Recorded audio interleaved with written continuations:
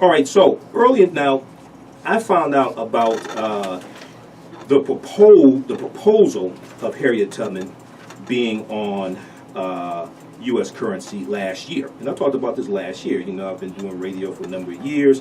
I have podcasts. I have over 570 archived episodes of my show and podcasts. So you can go to AfricanHistoryNetwork.com, AfricanHistoryNetwork.com, and check all that out there. So here's what happened. Last year, April 13th, 2015, TheRoot.com had an article by Kirsten West Savali, who's a staff writer for TheRoot.com, called "We Should Keep Harriet Tubman and Rosa Parks Off the $20 Bill." We should keep Harriet Tubman and Rosa Parks off the $20 bill. I talked about this last year when this article came out. I talked about this past week as well. All right, so here's an excerpt of what she says. Now, the initiative to have Harriet Tubman on U.S. currency comes from a group called Women on 20s, Women on 20s, or W20. Okay, now this is a grassroots organization committed to the realization of female representation on the nation's currency. Okay, this is what this organization is about. And the change is going to take place in 2020, which is the 100-year anniversary of the 19th Amendment, which gave white women the right to vote. All right, so there was proposals of different women to have on U.S. currency. All right, some people were talking about Eleanor Roosevelt, the wife of President Roosevelt. Some people were talking about Wilma Mankiller, who was the first female chief of the Cherokee Nation. Okay, so some people were talking about Harriet Tubman and Rosa Parks and Sojourner Truth, etc. And this was to replace, eventually to replace Andrew Jackson on the $20 bill. All right. Some people were talking about replacing Alexander Hamilton on the $10 bill, but because of some biographies of Alexander Hamilton and because of the Broadway show of Alexander Hamilton, Hamilton has been experiencing a resurgence, a renaissance, so they didn't want to mess with that. Now, what Kirsten West Savali broke down, she said that this country was founded on the idea that all white men are created equal and no one else.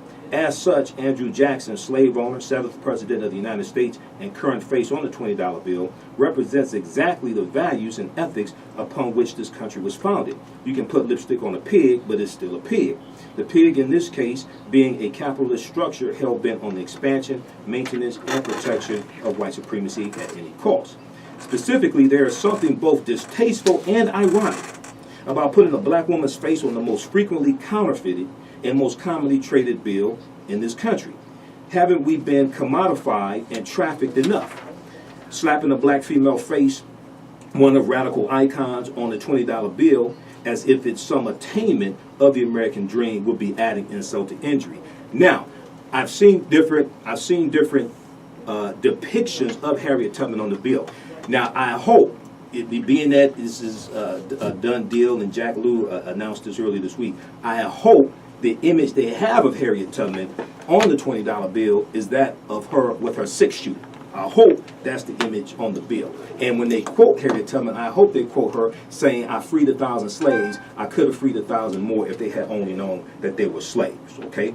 Now, we're coming up on the break here. You're listening to 910 AM, the Superstation. I'm Michael M. Hotep. You listen to the African History Network show, where we focus on educating, empowering, and inspiring people of African descent throughout the diaspora and around the world, because right knowledge corrects wrong behavior. You can give us a call and weigh in on this conversation at 313-209-9000. 313-209-9000. Also follow us on our Facebook fan page, The African History Network, The African History Network, and let your friends know to tune in as well. Okay, so when we come back, we're going to continue with this topic, and then we're going to talk some about the untimely passing of one Prince Rogers Nelson, and we'll deal with some of his philanthropy as well. Because he was a Jehovah's Witness, he could not talk about this, but over the past few days, so much more information is coming out about Prince. Okay, so we'll deal with that on the other side of the break as well. We'll be back in a few minutes. I'm Michael M. Hotep on the African History Network show, 910 AM, the Superstation. Welcome back to the African History Network show. I'm Michael M. Hotep, right here on the Superstation, 910 AM. Now, remember to download that 910 AM, the Superstation app, to your smartphone, your Android phone, your iPhone, and listen and watch us live at 910 AM Superstation.com, 910 AM, Superstation.com. Okay, right before the break, we were talking about the news that was announced this past week by Treasury Secretary Jack Lew, that there are going to be some changes coming to U.S. currency. Not that it's going to be easier to get U.S. currency, but there are going to be changes to the faces on U.S. currency. So they announced that Harriet Tubman was going to be on the front of the $20 bill, and they were going to move the 7th President, Andrew Jackson, who's currently on the front of the $20 bill, to the back of the $20 bill. They also announced some changes to the $5 bill. They were going to have Dr. Martin Luther King Jr. on the back of the $5 bill and have a scene at the Lincoln Memorial August 28th, 1963, when he delivered the I Have a Dream speech. Now, I'm going to get back to this article here from Kirsten West Savali. This is from last year, because I was dealing with this last year. Okay, and people who follow me and listen to my podcast, they know this. This article is called Why We Should Keep Harriet Tubman and Rosa Parks Off the $20 Bill. The fear that I have is when you have a freedom fighter like Harriet Tubman, or if you have somebody like Nat Turner or Denmark Vesey or things like this, is that oftentimes our heroes become co-opted by the power structure to make them more acceptable and palatable and less threatening to the dominant culture, okay, so to speak. So when we look at the Dr. King Day celebration, Dr. King has been emasculated. The revolutionary Dr. King is not talked about on the television. When they talk about the I Have a Dream speech, the original name of the speech was called the Council Check. It wasn't called I Have a Dream. In the speech, he says that the Negro was given a check mark insufficient funds. The full speech is about 17 minutes. He's dealing with economics, all right? So when they quote Dr. King on the $5 bill, instead of quoting him saying, I have a dream, I hope they say, quote Dr. King saying the Negro has been given a check mark insufficient funds, being that it's on the back of currency. He was talking about money and compensation, okay? So hopefully they would do that, but I doubt it. So, and we saw the same thing in 1999 when Malcolm X was given a U.S. postage stamp. He was turned from a human rights activist and a Pan-Africanist and a black nationalist into a civil rights leader. Now, it's true when he was pushed out of the Nation of Islam in 1964. It's true that he joined the civil rights movement and helped fight for the Civil Rights Act of 1964. That's true. But he was still a black nationalist. He was still a Pan-Africanist. He was still a human rights activist, and he was linking the struggle of African Americans in this country with African people on the continent of Africa. All right. Now, let's go back to this article. Now, Kirsten West Savali said when nearly half of all single African American women have zero or negative wealth, and their median net worth is $100. I want you to hear this. The median net worth of African American women in this country is $100. Now, median is the point where half of the population is below that point and half is above that point. And now compare that to a median net worth of a little over $41,000 for single white women. She said this is an insult.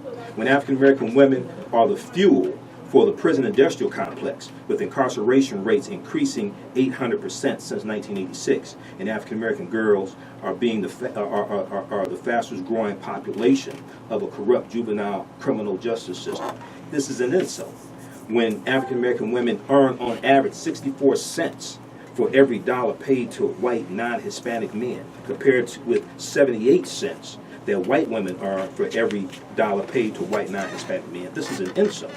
She goes on to say, and frankly, putting a white woman's face on a bill would be akin to Hillary Clinton becoming the president of the United States. A woman's face on the same old racist, patriarchal political system that continues in both insidious and blatant ways to disenfranchise women and people of color. So oftentimes we get caught up in ceremony with no substance, ceremony with no substance. This is just like when you had the Supreme Court 2 years ago that gutted, I think it was Section 5 of the Voting Rights Act, okay?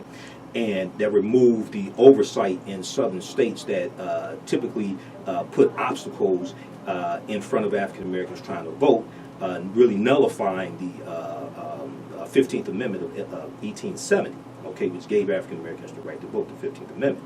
So you can give us a call, 313-209-9000, 313-209-9000. Let's go to the phone lines. Let's go to Levi. Brother Levi, welcome to the African History Network show. How you doing tonight? My dear brother, how are you? Mod Hotep. Yes, sir. Yeah, I wanted to say that I don't like to speak on so many things. I hope I'm able to speak on it in a intelligent way. Okay. I'd like to do some more research on the Harriet Tubman $20 bill thing, and as well as Dr. King a $5 bill. Sure.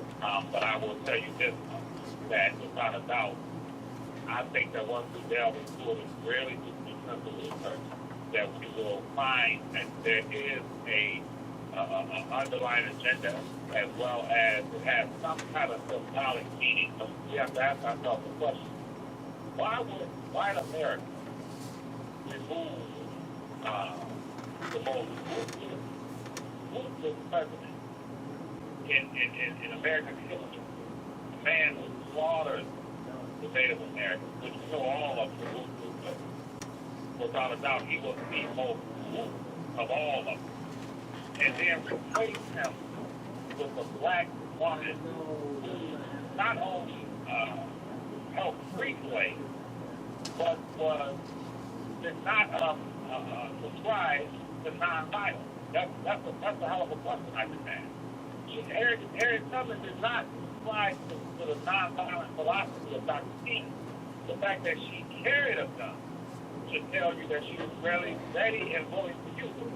So, I just think that we should kind of focus on that. I can care less about, as it relates to the symbolism of a black woman, as much as I love Harriet Tubman being placed on any dollar bill, because the question is becomes, that kind of symbolism, what was going on after the Civil War, which I think we agree we own less than 1% of the wealth of this nation. And here we are in 2016, still owning 1%, and probably less than 1%. It's 1.2% that we control right now. We should put our thinking caps on and ask ourselves, because there's always some kind of an underlying agenda involved in that 20, that number 20, and the fact that they would place Harriet Tubman, replacing this ruthless demon with Harriet Tubman. So right. I just urge brothers to think, brother. Okay, thanks for calling in, brother. Thanks for calling in. All right, so at the end of the Civil War, African Americans controlled about 1.2% of the wealth, which is about what we control today. We've lost 53% of our wealth because of the downturn in the housing crisis over the last few years. We went from 2.6% of the wealth, controlling that, to 1.2% of the wealth. Now, it's important for us to do a historical analysis of Dr. King as opposed to suffering from a paralysis of analysis, as one of my teachers, Dr. Leonard Jeffers, would say, because when we study Dr. King, we also see that Dr. King was connecting the struggle of African people in this country to Africans on the continent of Africa. We know that Dr. King traveled in 1957 when Ghana won its independence. He went to Ghana to be with Kwame Nkrumah, and he went back to Ghana each year to celebrate their independence. But we also know that Dr. King hired the Deacons for Defense and Justice, who actually carried guns to protect civil rights workers as well. Core Congress of Racial Equality also did the same thing. The Deacons for Defense and Justice were founded July 10th, 1964 in Jonesboro, Louisiana. So we need to do a systems analysis of Dr. King as well. Now, on page 55, on page 55 of How White Folks Got So Rich, The Untold Story of American White Supremacy. This is Dr. King, because people have to understand from 1966 to 68, Dr. King transitioned from civil rights to human rights. He said because of the passing of the Civil Rights Act of 1964, the Voting Rights Act of 1965, that we need to transition to human rights. And if you read his last book, because the brother wrote 5 books, I encourage people to please read Dr. King's books, because most people, number one, have not read any of his books. Number two, they don't know that Dr. King wrote any books. But his last book, Chaos or Community, Where Do We Go From Here? But on page 55, of How White Folks Got So Rich, The Untold Story of American White Supremacy. When we talk about white supremacy, we talk about an ideology. We're not attacking those that identify themselves as white, either consciously or subconsciously. Okay, and it's important to understand that racism is a system of advantage and privilege distributed based upon race, coming out of the ideology of European white supremacy. But in 1968, Dr. King spoke at a rural Mississippi church and put land front and center. He said at the very same time that America refused to give the Negro any land, through an act of Congress, our government was giving away millions of acres of land in the West and the Midwest, which meant that it was willing to undergird its white peasants from Europe with an economic floor. But not only did they give the land, they built land-grant colleges with government money to teach them how to farm. Not only that, they provided county agents to further their expertise in farming. Not only that, they provided low interest rates in order that they could mechanize their farms. Not only that, today many of these people are receiving millions of dollars in federal subsidies not to farm, and they are the very people telling the black man that he ought to lift himself up by his own bootstraps. This is what we are faced with, and this is a reality. Now, when we come to Washington in this campaign, we're coming to get our check. That's page 55 of How White Folks Got So Rich, the Untold Story of American White Supremacy. And that's Dr. King. So we really need to study Dr. King. If you go to, I think I have clips of my presentation. I did a presentation, The Distortion of the Legacy of Dr. Martin Luther King Jr., the Revolutionary Will Not Be Televised. I did that at the Charles H. Wright Museum of African American History on Dr. King Day, January 19th, 2015. Okay, so we're coming up on a break here. When we come back, we'll talk a little bit more about Harriet Tubman, and then we're going to transition and talk about Prince. So we'll talk some more about Prince as well. Let me share a little bit more of this other article with you. Now, this is from MSNBC.com, and people that know me, they know I watch between 6 and 10 hours of MSNBC a day because I'm doing research all throughout the day and doing podcasts at night. But this is an article from April 20th, 2016. Harriet Tubman to replace former President Andrew Jackson on the $20 bill. Harriet Tubman to replace former President Andrew Jackson on the $20 bill. Now, in this article, they say the back of the $5 bill will depict famous events from the Lincoln Memorial, such as the historic moment when First Lady Eleanor Roosevelt invited Marian Anderson to sing on the monument steps because the concert halls in Washington, D.C. were segregated. Martin Luther King Jr.'s I Have a Dream speech delivered from the steps of the Lincoln Memorial will also be depicted. Now, once again, for Dr. King, I hope they quote him from the I Have a Dream speech, which was originally called a canceled check. I hope they quote him saying that Negro has been given the checkmark insufficient funds. Why they would have, no disrespect to Marian Anderson, but why they would have Marian Anderson on the back, I just don't understand that. Okay, so we'll be back in a few minutes. Listen to the African History Network show right here on 910 AM, the Superstation. The home for the voice for African Americans. All right, and weather is brought to you by Weather Vision. Is mostly cloudy, 54 degrees. The high and overnight mostly cloudy, 47 degrees. Right now it's 54 degrees. We'll be back in a few minutes.